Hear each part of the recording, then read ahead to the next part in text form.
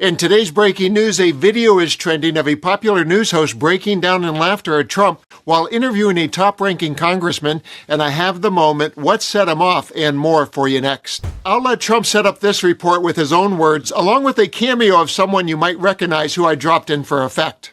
I can't think of anybody in history that should get the Nobel Prize more than me. What the heck are you talking about? To see all of our videos about Trump's mayhem and the mockery it inspires, please hit that subscribe button. So that was Trump signaling to the world what he wanted, and the actual recipient of the award delivered with the ultimate act of groveling/gifting. Think of it as a symbolic and empty participation trophy. Let's begin the cavalcade of mockery that ensued with former Republican strategist Ana Navarro invoking Obama's name in her Trump takedown over the oddness. Somebody who is attacking his own citizens in the streets of his own country will never, ever, ever get close to the Nobel Peace Prize. So he's going to go to his deathbed with the Obama envy that he feels. The envy he feels for Barack Obama and John F. Kennedy. Like, I think he wants to be seen as kind of like that, mythical, iconic, presidential, historical figure that everybody admires, even if you disagreed with them. And, he's just never going to get there. I don't care what how many times he puts the name Trump in front of the Kennedy Center. I don't care how many times he destroys Jackie Kennedy's Rose Garden, or how many times, he puts a fake gold peace medal around his neck. He's never going to get to Barack Obama level or John F. Kennedy level. So it is what it is. Next up is Jen Psaki, who managed to slip butthurt into her mockery monologue. Have a listen, and then I'll have the host who couldn't contain his laughter over Trump stumbling into a hole of glory of his own creation. I don't know this. If there's one thing Donald Trump cannot stand, cannot accept, cannot bear to live with, it's his own failure. He hates losing. He hates failing so much that he can never bring himself to accept his own defeats. He behaves like a petulant toddler who cries and whines because some other kid got a trophy and he didn't. And if you think I'm being hyperbolic here, consider this. Today, the winner of the 2025 Nobel Peace Prize literally had to hand that prize over to our butthurt president in order to try and secure the future of her own country. Maria, did you offer to President Trump your Nobel Peace Prize? I presented the President of the United States the medal of the Nobel Peace Prize. And it was not just some gesture that Machado came up with to flatter Trump. Trump has been incredibly vocal about the fact that he felt he deserved the Nobel Peace Prize last year. He's been hinting at the idea of taking the prize from Machado for weeks, while refusing to endorse her as the potential next leader of Venezuela. And last week, two people close to the White House told the Washington Post that Trump was unwilling to support Machado because she accepted the prize. So there's that. I want to start with an apology to anyone who has ever won an actual Nobel Peace Prize. In fact, an apology to Alfred Nobel himself and to the committee in Oslo that still tries earnestly to pretend that this thing hasn't drifted into farce. But at this point, the Nobel Peace Prize is starting to feel like that world's best dad mug that you buy at a gas station at 2 a.m. Still a mug. It still holds coffee, but the meaning has softened. So I've reached a practical conclusion. If it will stop the entitled baby in the White House from prattling on about what a peacemaker he is, just give it to him. Seriously, hand it over. Put it in a gold frame. Let him hold it up at a rally and say, they said I couldn't get one. I got one. Nobody's ever gotten one like this before. Because he's already acting like he has one. In fact, this week, Maria Corina Machado, Venezuela's opposition leader, a genuine dissident who's actually risked her life confronting an authoritarian regime, quite literally gave Donald Trump hers. Her Nobel Peace Prize. She handed it to him. Not a nomination, not a symbolic gesture, the actual thing. It was meant as gratitude, a diplomatic thank you, a very public act of flattery toward the most attention-hungry man on earth. In other words, it was a suck-up. So in a way, Donald Trump already has a Nobel Peace Prize. And in his universe, that is indistinguishable from having earned a Nobel Peace Prize. 2 weeks ago, he claimed to have ended 8 1/4 wars. 8.25. Which is super impressive because in less than 1 year of his full presidency, the United States has also bombed 7 countries. On the face of it, Bombing 7 countries doesn't traditionally qualify you for a peace prize. It qualifies you for something else, but facts have never been the gating mechanism for Donald Trump.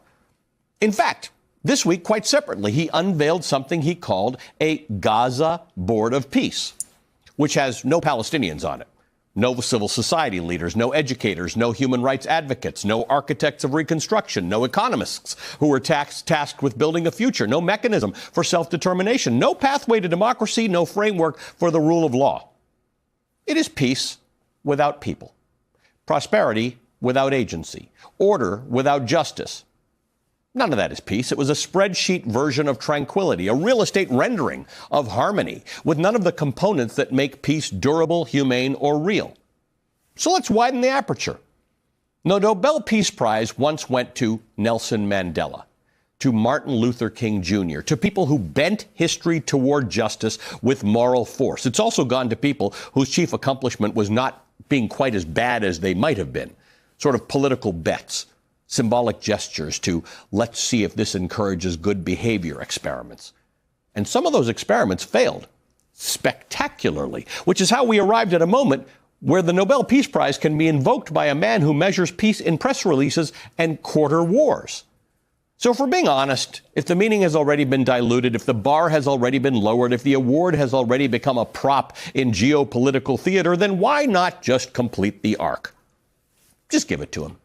Because if he did get the Nobel Peace Prize, he would become an historic figure in an entirely new category, the only human being to hold a wholly invented FIFA Peace Prize, a Netanyahu Peace Prize, which is an award bestowed by an indicted wartime prime minister facing corruption charges at home and global outrage abroad, offered not as recognition of peace achieved, but as a political thank you, and a Nobel Peace Prize.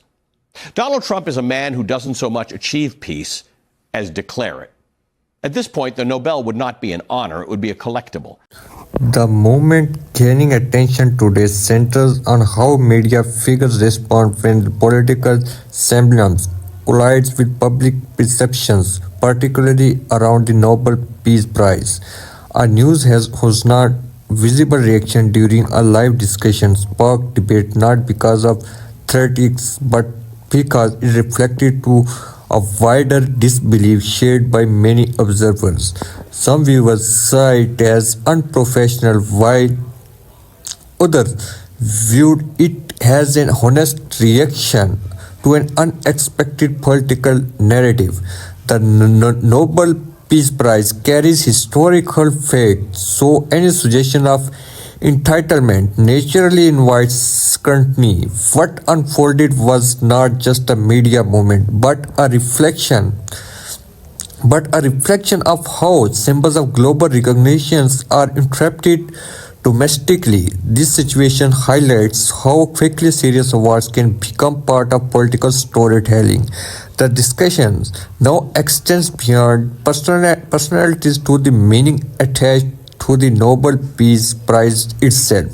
From another perspective, supporters argue that public figures are entitled to express frustrations when they feel overlooked by global institutions like the Nobel Peace Prize Committee.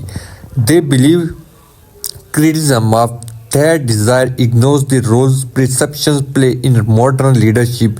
Criticize counter that the Nobel Peace Prize is intended to recognize outcomes, not aspirations or personal branding.